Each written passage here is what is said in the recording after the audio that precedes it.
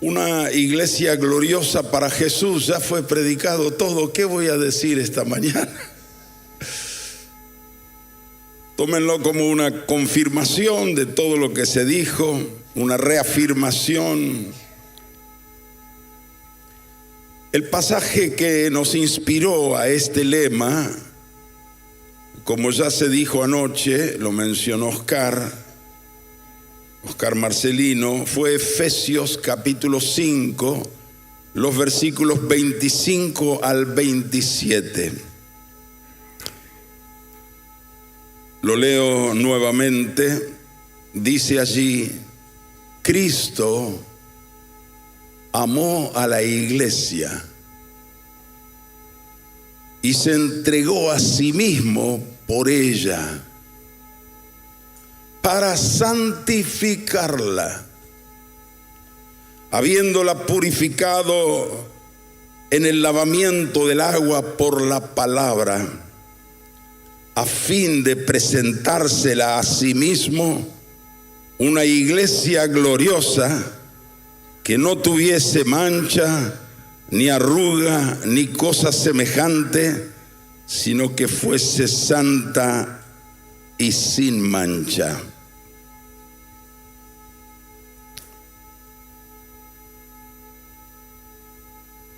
Este proyecto eterno de Dios es la iglesia. Antes de crear el universo, antes de la fundación del cosmos,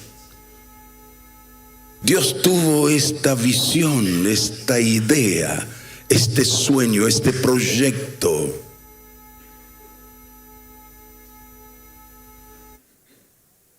¿Cómo y cuándo fue generado este proyecto de Dios llamada iglesia? ¿Cuál es la fuente, el origen, el motivo, la causa que produjo este plan eterno de Dios?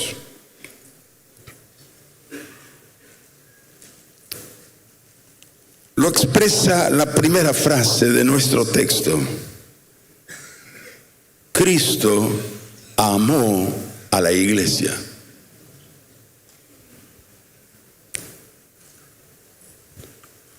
El amor fue el profundo sentimiento de Dios que generó en él la idea, la visión, el proyecto de la iglesia. ¿Desde cuándo Cristo amó a la iglesia? Cuando aún la iglesia no existía. Ni el hombre, ni el universo.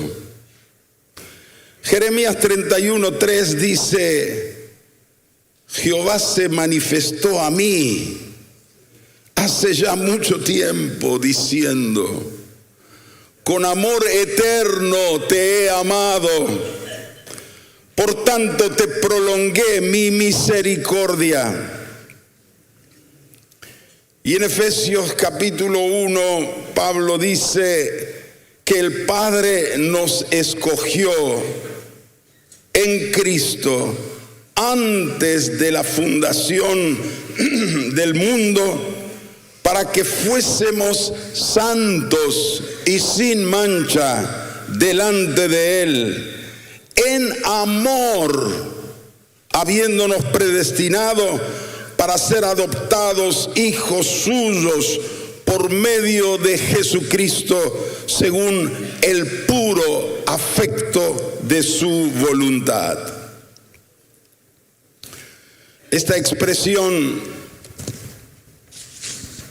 puro afecto, en griego es una sola palabra: eudoquía. Algunas versiones la traducen beneplácito, el buen placer, el buen propósito. Otra versión dice la determinación bondadosa de su voluntad. Eudoquía viene del verbo eudoqueo, que significa tener complacencia. Ese buen parecer, esa santa satisfacción, ese encanto que el Padre tenía eternamente por su Hijo unigénito y que lo expresó audiblemente cuando Jesús fue bautizado en el Jordán. Este es mi Hijo amado, en quien tengo complacencia,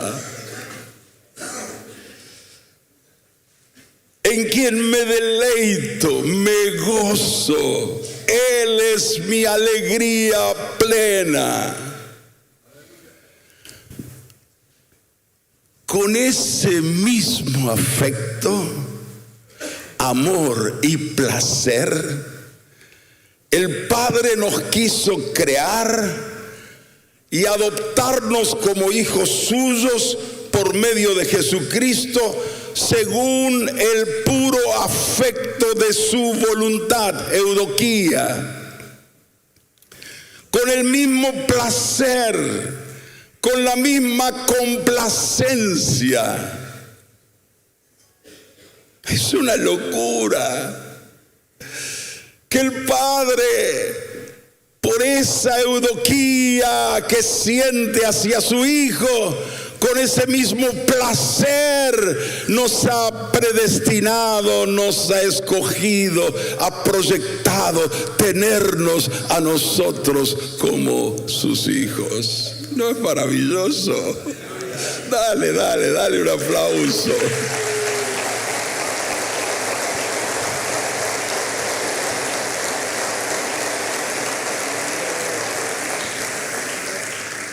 Como en Cristo habita la plenitud de la deidad corporalmente, ese amor indescriptible del Padre hacia nosotros habita también en el Hijo.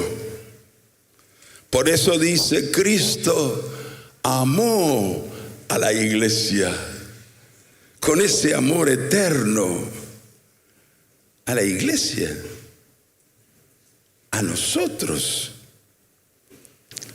a los pecadores,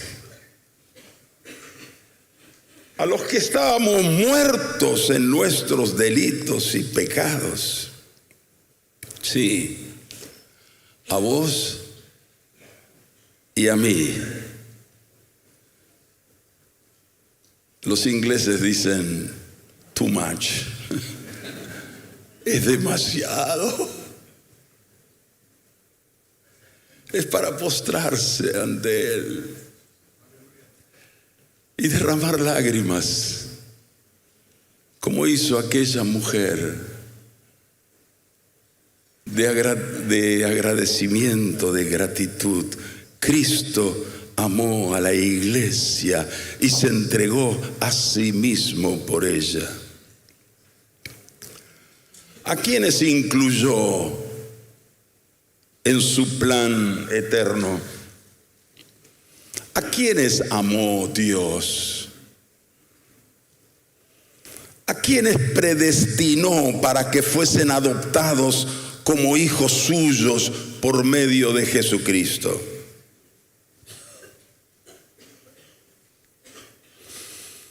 Por muchos siglos esto fue un misterio. Nadie sabía. Un secreto escondido en Dios. Las profecías del Antiguo Testamento indicaban que los escogidos eran los del pueblo de Israel. En Jeremías 31, Dios dice: haré un nuevo pacto con la casa de Israel y con la casa de Judá. Basta. Con la casa de Israel, con la casa de Judá. Pero en el Nuevo Testamento, el misterio que estuvo escondido por siglos en Dios les fue revelado a los apóstoles y profetas por el Espíritu. Y Pablo dice en Efesios 3, del 3 al 9, por revelación me fue declarado el misterio. Como antes lo he escrito brevemente, leyendo lo cual podéis entender cuál sea mi conocimiento en el misterio de Cristo.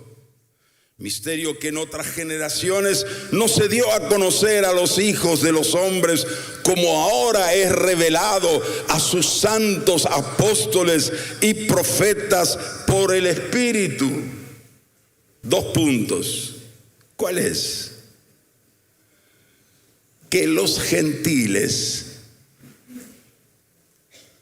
en el griego dice las etnias, se puede traducir las naciones, son coherederos y miembros del mismo cuerpo y copartícipes de la promesa en Cristo Jesús por medio del Evangelio. Todo lo que para la casa de Israel y la casa de Judá, ahora el misterio revelado que era para todos, todas las naciones, todas las personas están incluidas en el plan, en el proyecto, en el amor de Dios. Aleluya, gloria sea su nombre.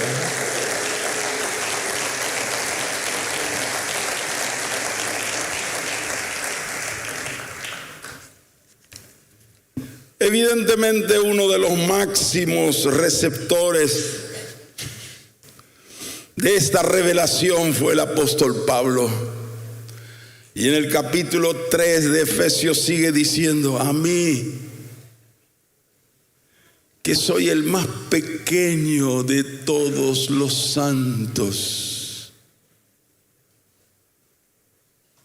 me fue dada esta gracia de anunciar a las naciones el evangelio de las inescrutables riquezas de Cristo y de aclarar a todos cuál sea la dispensación del misterio escondido desde los siglos en Dios, que creó todas las cosas.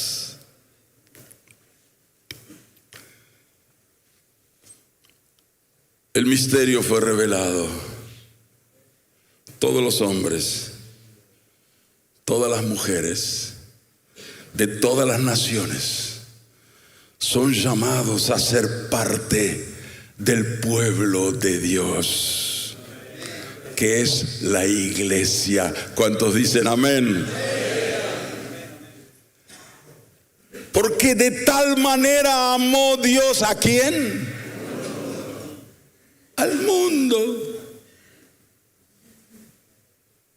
que ha dado a su Hijo unigénito, para que todo aquel que en Él cree no se pierda, mas tenga vida eterna. Y Pablo dice en 1 Timoteo capítulo 2, versículo 4, porque esto es bueno y agradable delante de Dios nuestro Salvador, el cual quiere que ¿cuántos? ¿Cuántos? Decile al que está a tu lado, todos. Decile al otro lado, todos. El cual quiere que todos los hombres sean salvos y vengan al conocimiento de la verdad. Dios incluyó a todos en su plan eterno, pero Él no obliga a nadie a ser su hijo. El reino de Dios no es una imposición, sino una proposición, una propuesta. Dios quiere reciprocidad. Dios ama, ofrece ser padre, pero la persona tiene que decir: quiero ser tu hijo. En el libre ejercicio de su voluntad, al oír el Evangelio debe decir: quiero ser hijo de Dios. Debe aceptar el plan de Dios para su vida. Debe aceptar a Jesús como Señor. Seguimos con nuestro texto. Cristo amó a la iglesia, ¿cómo sigue? Y se entregó a sí mismo por ella.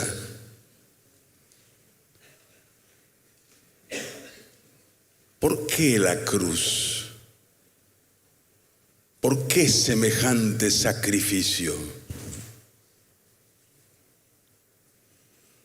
Era necesario quitar el mayor obstáculo para el cumplimiento del plan eterno de Dios.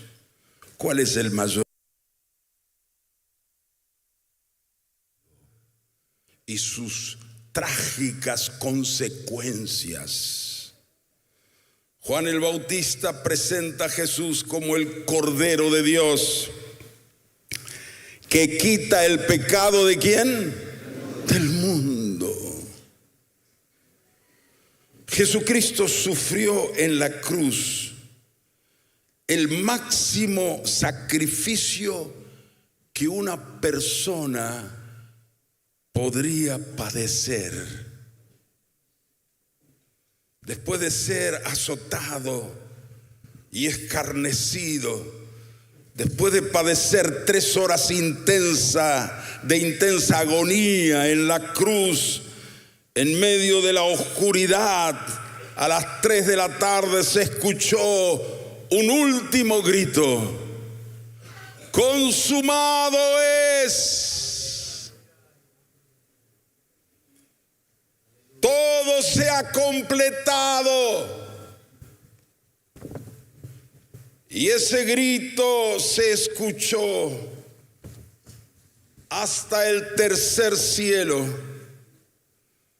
y en las profundidades del infierno, y siguió resonando a lo largo de los siglos y seguirá resonando donde quiera que se predique el Evangelio de las inescrutables riquezas de Cristo.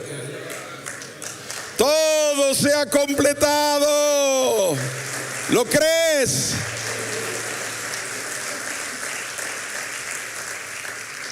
Isaías, antes de describir el sacrificio del Mesías, dice: ¿quién ha creído a nuestro anuncio? ¿Quiere responderle a Isaías?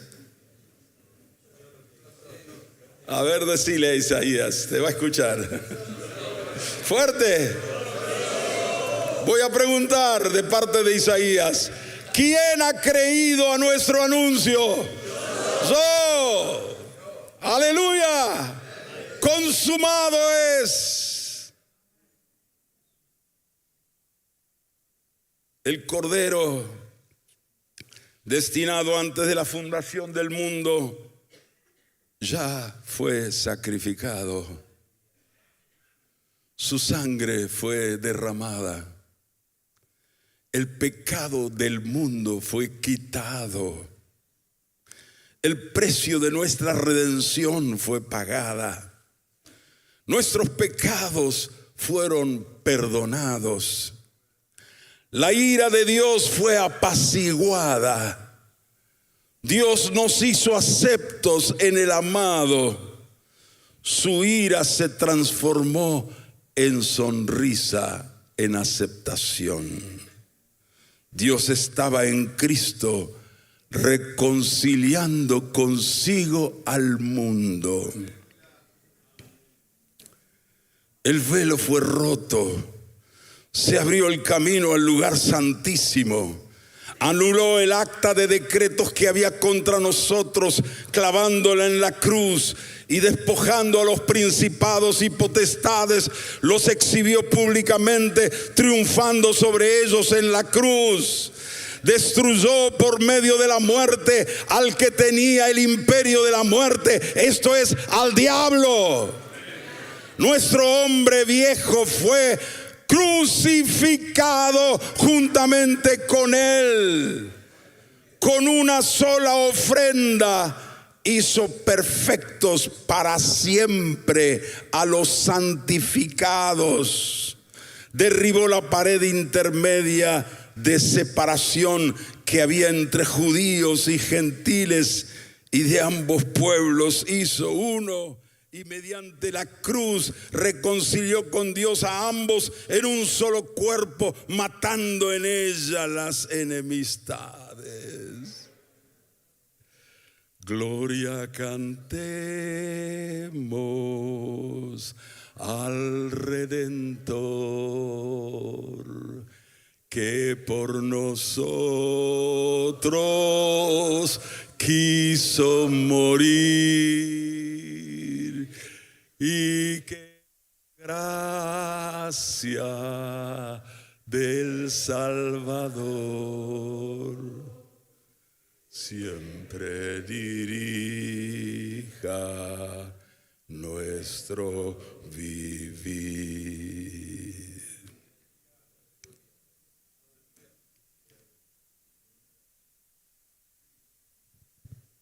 Sigamos con nuestro texto bíblico. Cristo amó a la iglesia y se entregó a sí mismo por ella. ¿Para qué? ¿Para qué?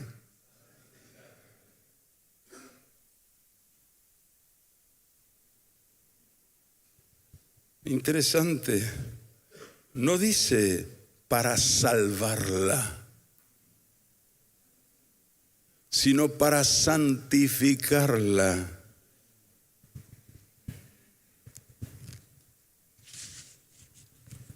Generalmente relacionamos la cruz con la salvación, con el perdón de nuestros pecados.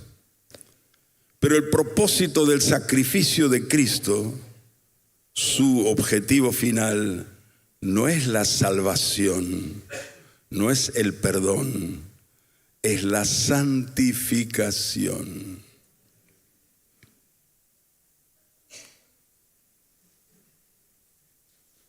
A fin de presentársela a sí mismo una iglesia gloriosa, que no tuviese mancha, ni arruga, ni cosa semejante, y vuelve a insistir, sino que fuese santa y sin mancha. El contexto más amplio de este pasaje, como bien lo señaló ayer Marcelino, es el matrimonio. Cristo es el novio y la iglesia es la novia. Un varón santo y glorioso merece una esposa santa y gloriosa. Jesús nunca pecó. No conoció el pecado, no tuvo ni una sola manchita, ni arruga, ni cosa semejante.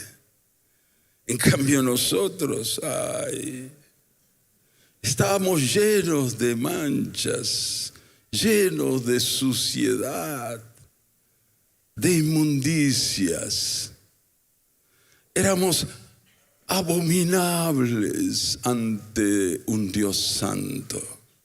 Pero Dios, al que no conoció pecado, por nosotros lo hizo pecado. Jesús, siendo santo y puro, cargó toda nuestra inmundicia, nuestra maldición fue sobre él.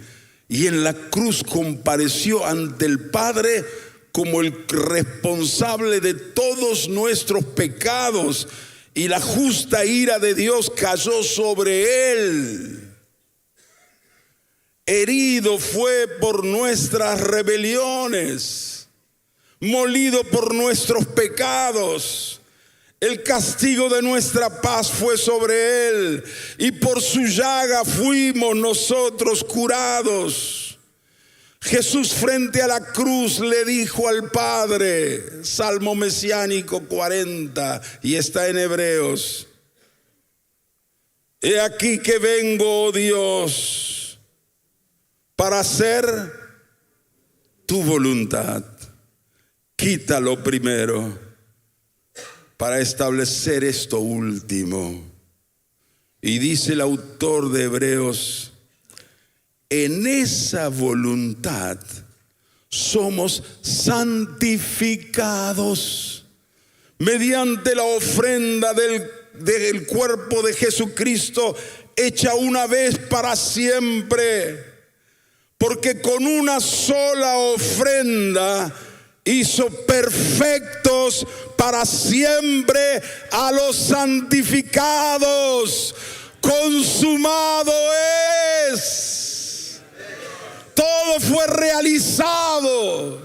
Fuimos santificados en la cruz, en esa voluntad. Somos santificados. Escucha bien, hermano y hermana. Para ser santo no necesitas crucificar tu carne. No necesitas crucificar tu viejo hombre, sino creer que ya fuiste crucificado con Cristo. Y cuando lo crees, esta es la locura de la cruz, la potencia de aquella muerte se hace realidad en tu experiencia solo por la fe.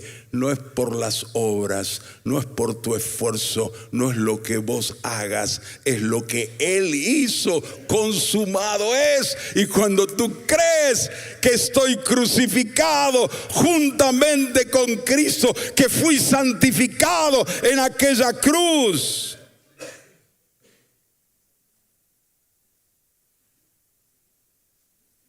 puedes entonces decir como Pablo: con Cristo, a ver todos juntos, con Cristo estoy juntamente crucificado. Y ya no vivo yo, mas Cristo vive en mí. Estoy juntamente crucificado, estoy crucificado. Es en vano que trates de entrar a un cuarto donde ya estás adentro. Es vano tratar de crucificar lo que ya fue crucificado. Lo que tienes que hacer es creer el querigma.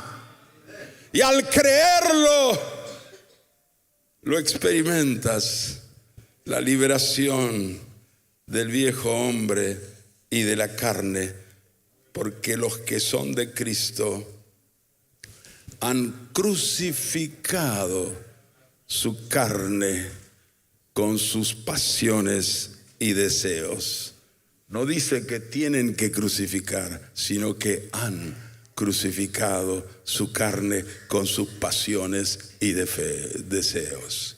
El justo vive por la fe. Lo que nosotros tenemos que hacer morir no es la carne, sino, como dice Romanos, y ayer lo señaló Oscar Marcelino, las obras de la carne. Son los hábitos, las costumbres, aquellas cosas que hacíamos antes, las obras. Pero eso lo podemos crucificar por el Espíritu, las acciones, los hábitos que antes teníamos. Pero la carne, el viejo hombre, ya fue crucificado. Y cuando tú crees, conoceréis la verdad, y la verdad os hará libres. Aleluya. Hemos aprendido que la iglesia no es un edificio material. Esto está muy bonito, pero esto no es la iglesia. La iglesia son los que están sentados en estas sillas negras. Amén. Nosotros no vamos a la iglesia. Nosotros somos la iglesia. La iglesia no es una congregación. La iglesia a veces se congrega, pero la mayor parte de la semana estamos descongregados, pero seguimos siendo iglesia. Somos la iglesia las 24 horas del día y los 7 días de la semana.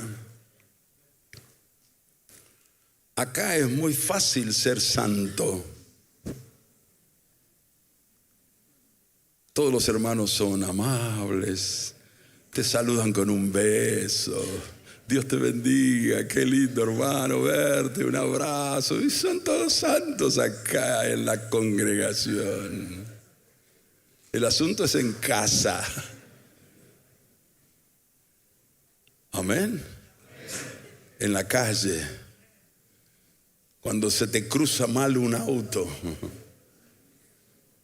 cuando alguien te hace una ofensa, el asunto es las 24 horas, 24/7. Casa, trabajo, facultad, calle, oficina, en todo lugar y en todo tiempo.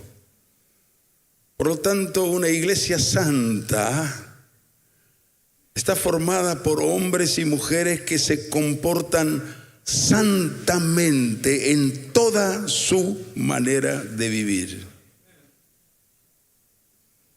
Santo significa separado del pecado y consagrado a Dios. En la práctica, ser santos significa no mentir, no decir malas palabras, no insultar, no robar, no hablar mal del vecino, no quejarse, no tener relaciones sexuales fuera del matrimonio, ni antes del matrimonio.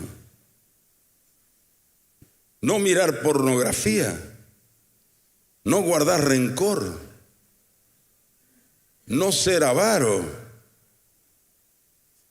Pero ahí estamos con todos los no. Pasemos al sí. Santidad significa familias que viven en paz y armonía, maridos sabios y amables, esposas sumisas, con un carácter amable y apacible, hijos respetuosos y obedientes, muchachas y chicas que viven en santidad sexual, ancianos respetados por los jóvenes, hijos criados en el amor y el temor de Dios, trabajadores responsables, diligentes y fieles. Una iglesia santa significa un pueblo formado por discípulos que aprenden a ser humildes, están aprendiendo, pacientes, amables, generosos, sinceros, buenos, alegres, honestos. Discípulos cuyo estilo de vida es amar, es perdonar, servir, confesar sus pecados, obedecer. Discípulos que devuelven bien por mal, que soportan la injusticia, que dan gracias a Dios siempre y por todo, que viven en el gozo del Señor, que predican el Evangelio y hacen discípulos. Ser santo no significa ser perfecto, sino querer serlo. Si un santo peca, se siente mal y lo confiesa. Si ofende, pide perdón. Si lo ofenden, perdona. Si se equivoca, lo reconoce. Si roba, se arrepiente, lo confiesa y devuelve lo robado. Santo es el que ama a Dios y le obedece por amor. Ama a su prójimo como a sí mismo. Ayuda al necesitado. Santo es aquel que lo que más desea en la vida es ser como Jesús. Esa es la iglesia que Dios se propuso tener desde tiempos eternos. Bueno, les di puerta, camino y meta, capítulo 1, fascículo 2, 3 y 4, en 5 minutos. ¡Qué poder de síntesis!, ¿no? Amén. Ya le dije toda la didaqué, en pocos renglones. Amén. Y esa es la iglesia que Jesús quiere. Y es la iglesia que Jesús tiene. Víctor nos dijo, nos choqueó el primer día, el primer mensaje, la primera frase: la iglesia ya es gloriosa. Amén. Porque Cristo, el glorioso, habita en la iglesia, habita en nosotros. Amén.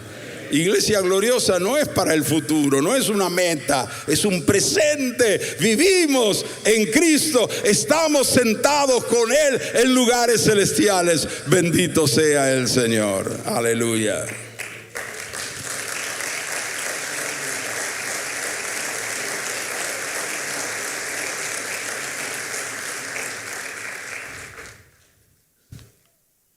Una iglesia gloriosa, no solo santa, sino gloriosa. La palabra gloria es una palabra muy repetida en la Biblia, muy frecuente, Antiguo y Nuevo Testamento. A veces la palabra gloria es una expresión de alabanza, gloria a Dios. Otras veces se refiere a algo grande, poderoso, extraordinario, a la vez maravilloso, valioso, de mucha calidad, admirable, precioso. Gloria. Muchas veces en la Biblia la palabra gloria está relacionada con manifestación, con visibilidad. Refiriéndose a Dios, gloria es la manifestación visible de las virtudes invisibles de Dios. El Salmo 19, ¿qué dice? Los cielos cuentan ¿qué? La gloria de Dios, y el firmamento anuncia la obra de sus manos. Cuentan, se manifiesta. A Dios no lo vemos, pero a través de su creación vemos cuán maravilloso es Dios, cuán grande, cuán poderoso, cuán sabio es Dios. Jesús le dijo a Marta, hermana de Lázaro: si crees, verás. ¿Qué vas a ver? Ve que gloria con visibilidad se combina. Pero la manifestación plena de Dios en el mundo es su Hijo. El Dios invisible se hizo visible en la encarnación del Verbo.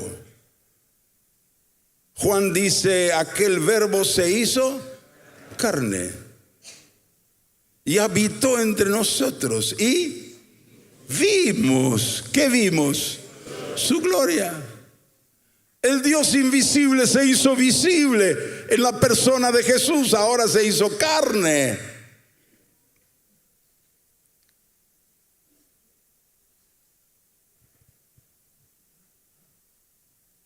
La gloria que me diste, le dijo Jesús al Padre, les he dado para que sean uno, así como nosotros somos uno. Esta calidad, esta grandeza, esta humildad, este amor del Padre que está en el Hijo y ahora nos ha dado a nosotros por el Espíritu Santo, es lo que nos hará y nos hace unos.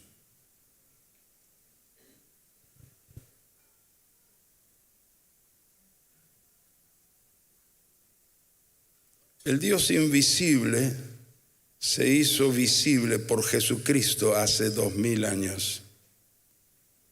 Y hoy la gloria de Jesucristo se hace visible en el mundo por medio de la calidad de su iglesia. Dice Pablo en Efesios 2:8, para mostrar en los siglos venideros las abundantes riquezas de su gracia en su bondad para con nosotros en Cristo Jesús. ¿Cómo lo muestra? No con las estrellas del cielo, no con los bellos paisajes del sur, sino a través de la iglesia que está en todas las ciudades y en todas las naciones del mundo.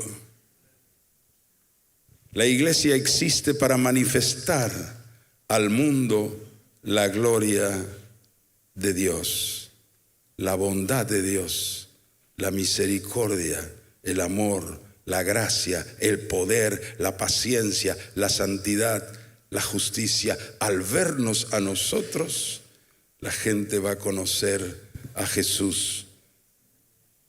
Al conocer a Jesús, van a conocer al Padre. Bueno, llegamos al último punto.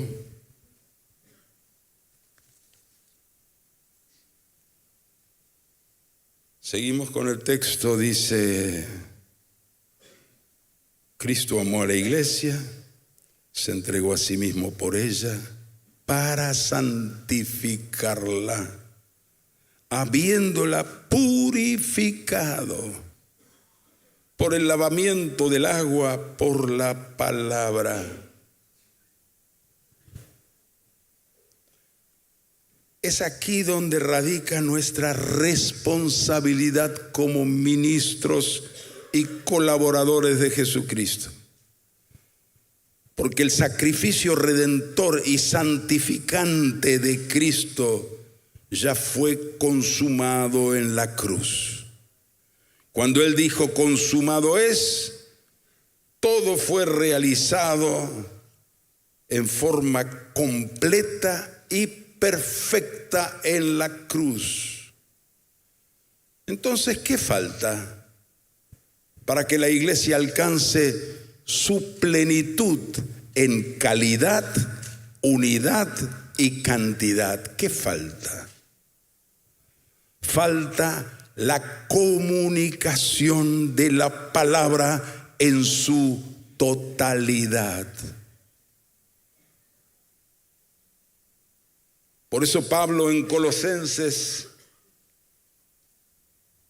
1:24 al 28 dice: ahora me gozo en lo que padezco por vosotros y cumplo en mi carne lo que falta de las aflicciones de Cristo por su cuerpo, que es la iglesia, de la cual fui hecho ministro.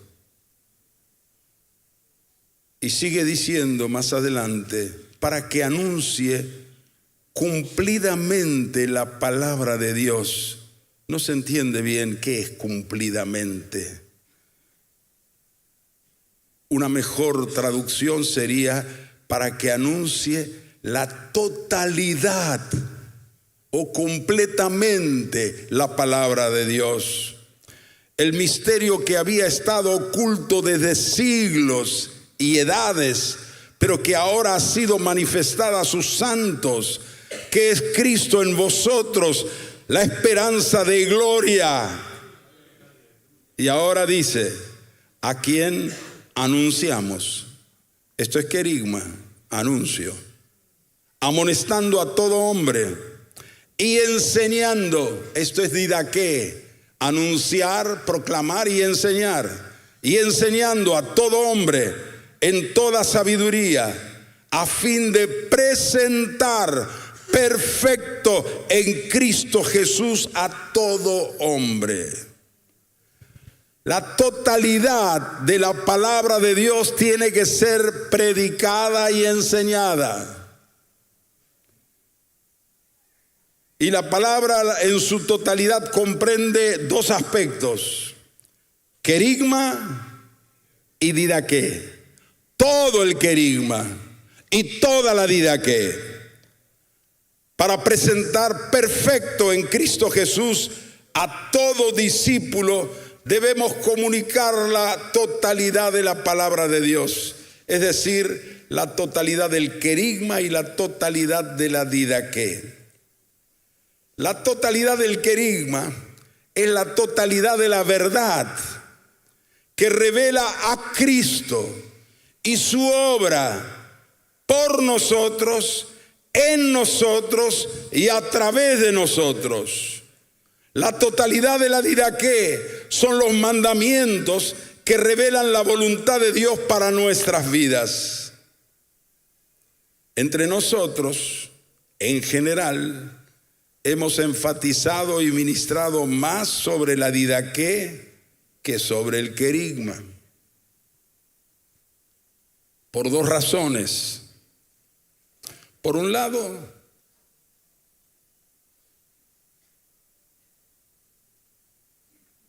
es más fácil predicar y enseñar sobre la didaqué que predicar el querigma. Para predicar el querigma se requiere cierto grado de revelación.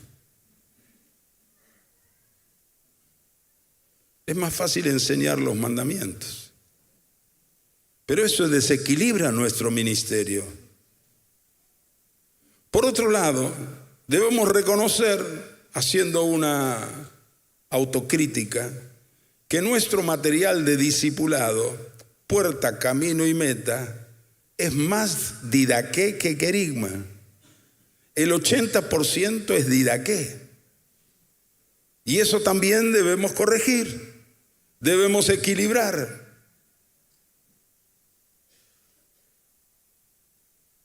Mirando a los apóstoles, por ejemplo, Pablo al escribir la epístola a los Efesios, vemos el equilibrio que hay ahí. 3 primeros capítulos, puro querigma. No hay ningún mandamiento.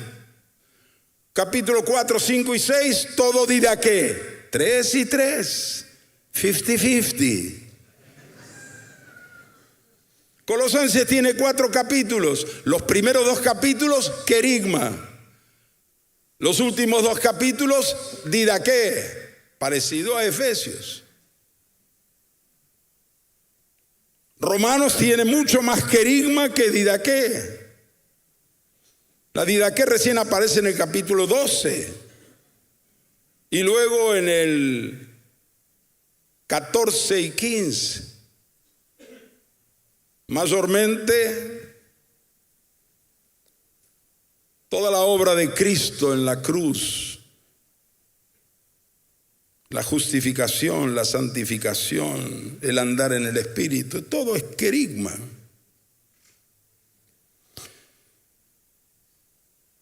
Es fundamental enseñar los mandamientos, pero sin el querigma, solo la didaqué nos vuelve pesados en nuestro ministerio y poniendo cargas muy pesadas sobre los discípulos que es difícil de llevar. Hemos dado desde hace años estos 2 ejemplos para mostrar la coordinación que tiene que haber entre querigma y didaqué. El de la aguja y el hilo, ¿se acuerdan? Para coser necesitamos una aguja y un hilo. La aguja sería el querigma, la verdad, y el hilo, el mandamiento o los mandamientos. Es imposible coser sin aguja. Por más bueno que sea el hilo, no se puede. Es imposible coser sin hilo. Por mejor que se maneje la aguja, si no tiene hilo, solo querigma, no llegamos a ningún lado. El otro ejemplo que hemos dado es el tren. para que se cumpla su cometido de transportar pasajeros o alguna carga, es necesario una locomotora y varios vagones. La locomotora es donde está la fuerza, la potencia. Los vagones deben estar enganchados a la locomotora. La locomotora es el querigma, los vagones son los mandamientos.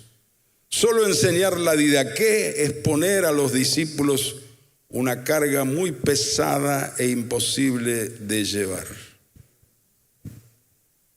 Por ejemplo, si le enseño a un hermano que debe perdonar al que violó a su hija,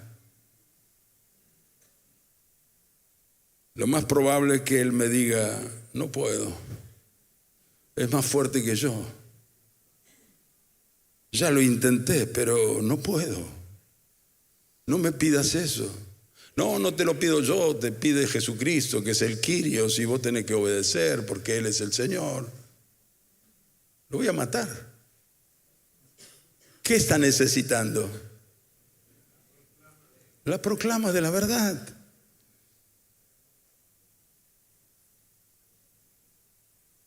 Pero si le dijera, vos no podés, te comprendo. Yo tampoco en tu lugar podría.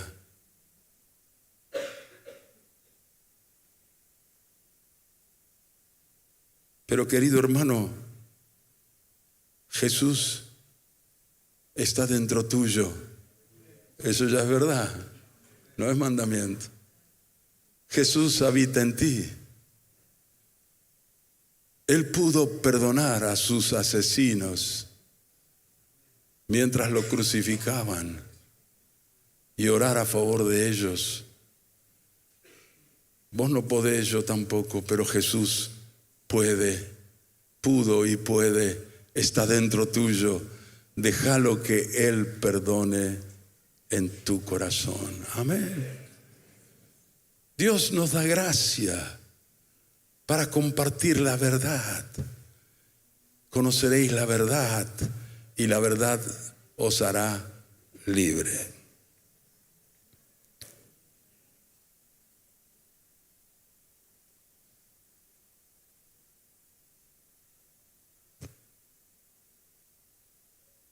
Por la fe Abraham obedeció. Por la fe. El justo vivirá por la fe, no por obediencia, por la fe. Por la fe obedeció. No estamos anulando la obediencia, sino haciéndola posible, porque el querigma nos conecta con el poder de la muerte de Cristo y el poder de la resurrección de Cristo, y opera en nosotros.